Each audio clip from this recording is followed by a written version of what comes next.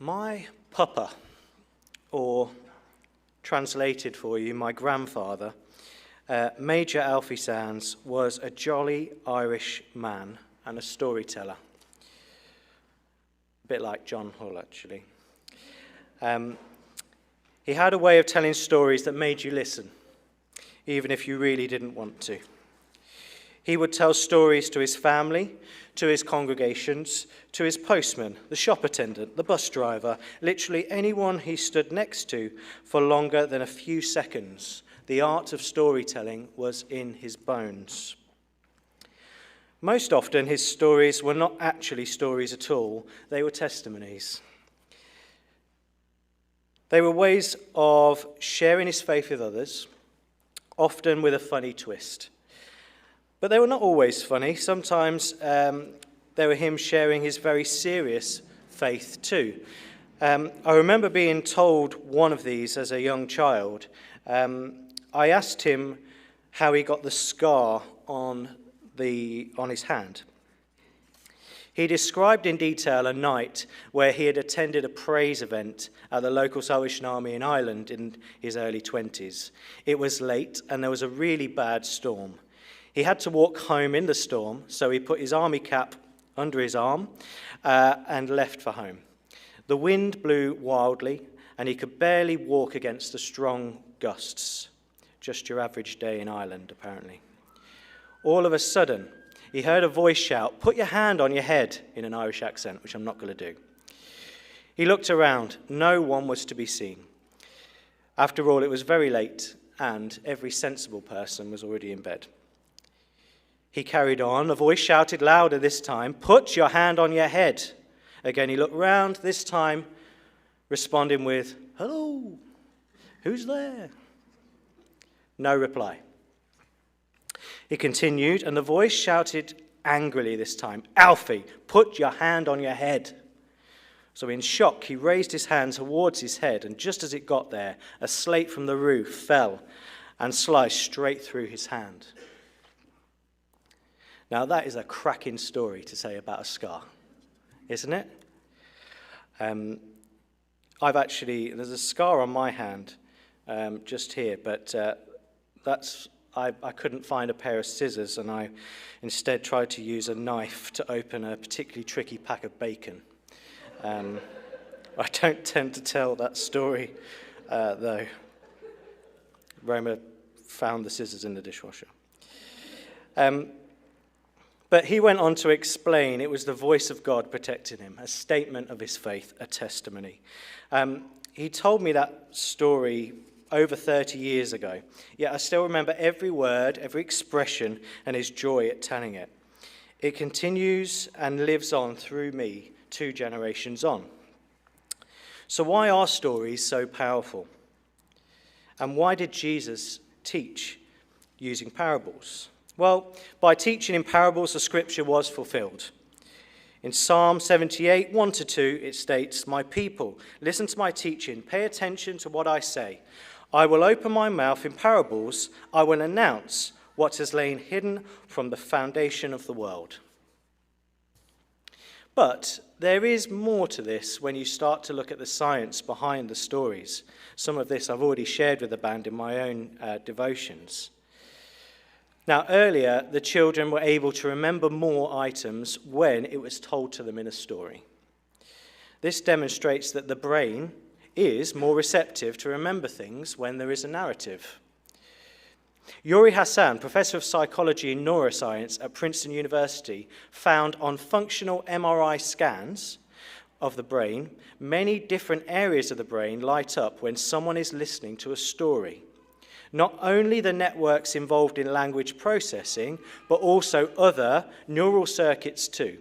One study of listeners found that as you hear a story unfold, your brain waves actually start to synchronize with those of the storyteller.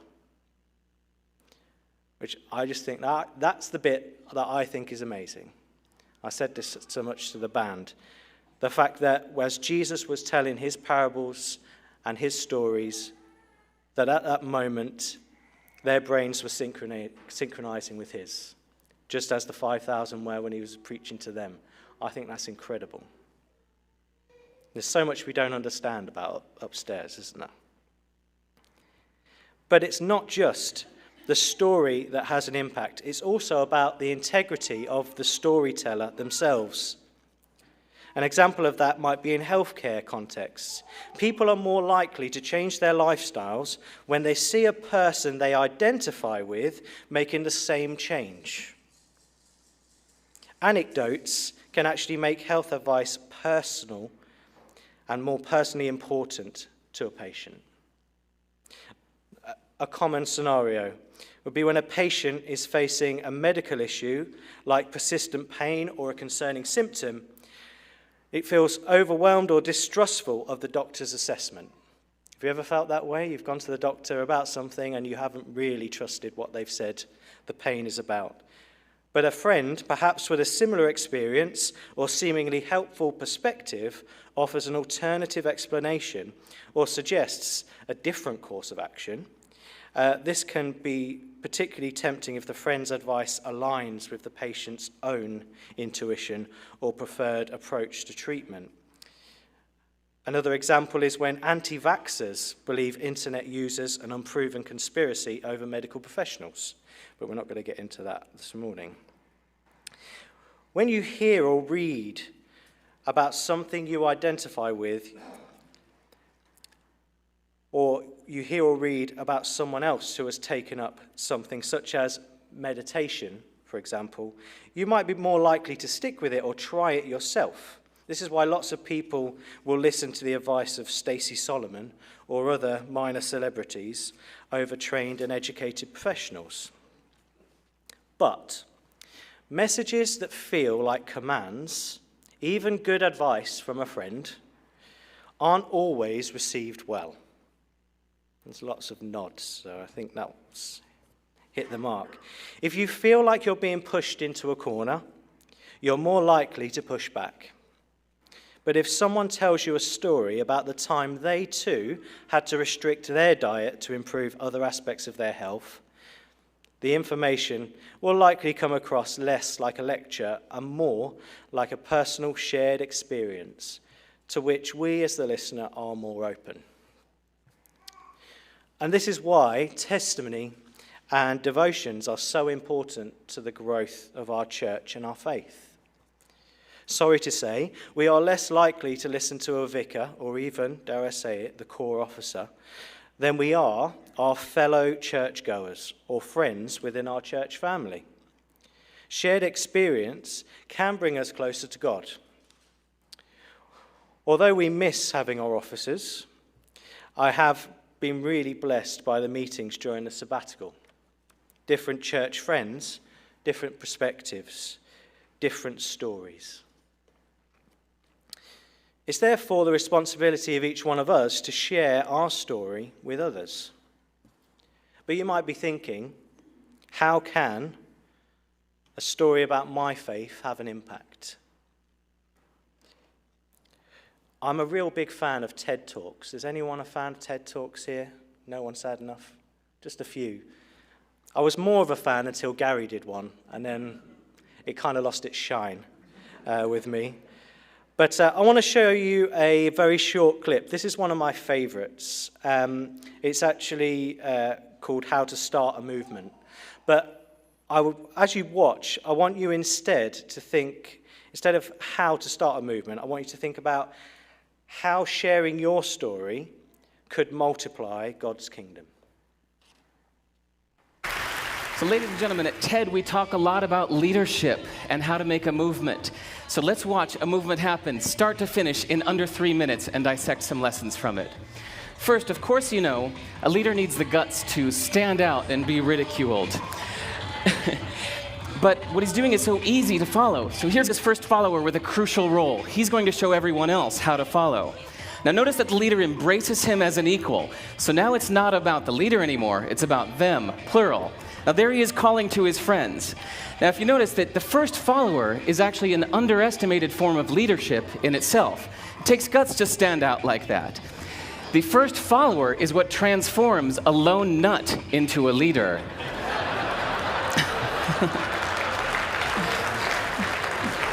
And here comes a second follower. Now it's not a lone nut, it's not two nuts, three is a crowd, and a crowd is news. So a movement must be public. It's important to show not just the leader, but the followers, because you find that new followers emulate the followers, not the leader. Now here come two more people, and immediately after, three more people. Now we've got momentum. This is the tipping point. Now we've got a movement. So notice that as more people join in, it's less risky. So those that were sitting on the fence before now have no reason not to. They won't stand out, they won't be ridiculed, but they will be part of the in crowd if they hurry. So over the next minute, you'll see all of those that prefer to stick with the crowd, because eventually they would be ridiculed for not joining in. And that's how you make a movement. But let's recap some lessons from this. So first, if you are the type, like the shirtless dancing guy, that is standing alone, remember the importance of nurturing your first few followers as equals. So it's clearly about the movement, not you. Okay, but we might have missed the real lesson here. The biggest lesson, if you noticed, did you catch it? Is that leadership is over-glorified. That yes, it was the shirtless guy was first, and he'll get all the credit, but it was really the first follower that transformed the lone nut into a leader. So as we're told that we should all be leaders, that would be really ineffective. If you really care about starting a movement, have the courage to follow and show others how to follow. And when you find a lone nut doing something great, have the guts to be the first one to stand up and join in. And what a perfect place to do that, TED. Thanks.